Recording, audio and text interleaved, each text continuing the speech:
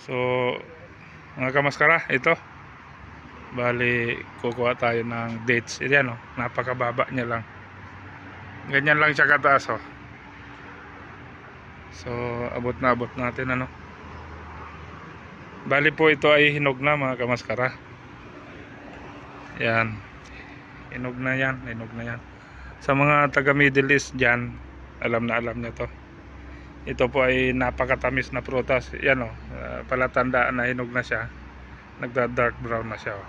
Yan, kaya ito ang kukunin natin. Pero lahat naman yan pwede nang kainin yan, pero mahihinog pa to ng gusto, yung talagang halos malambot na yung pinaka laman na yan, tapos dark brown na siya. Ito may pagka yellow pa siya, pero pwede nang kainin to, matamis na to.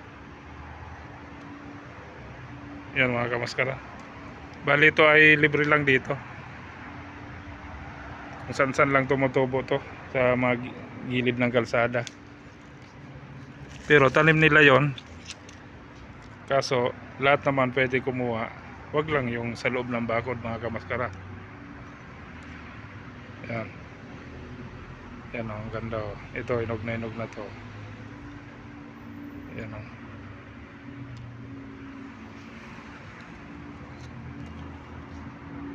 ito talagang prutas na to, sa tag-init to nahihinog,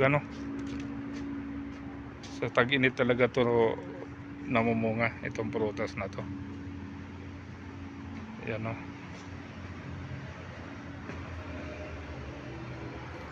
yan mga kamaskara. Ito, sarap na nito.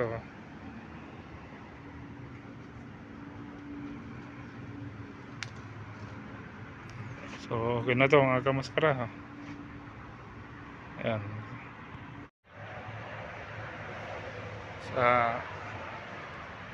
sa mga taga Middle East dyan, sigurado alam na alam nyo itong prutas na to.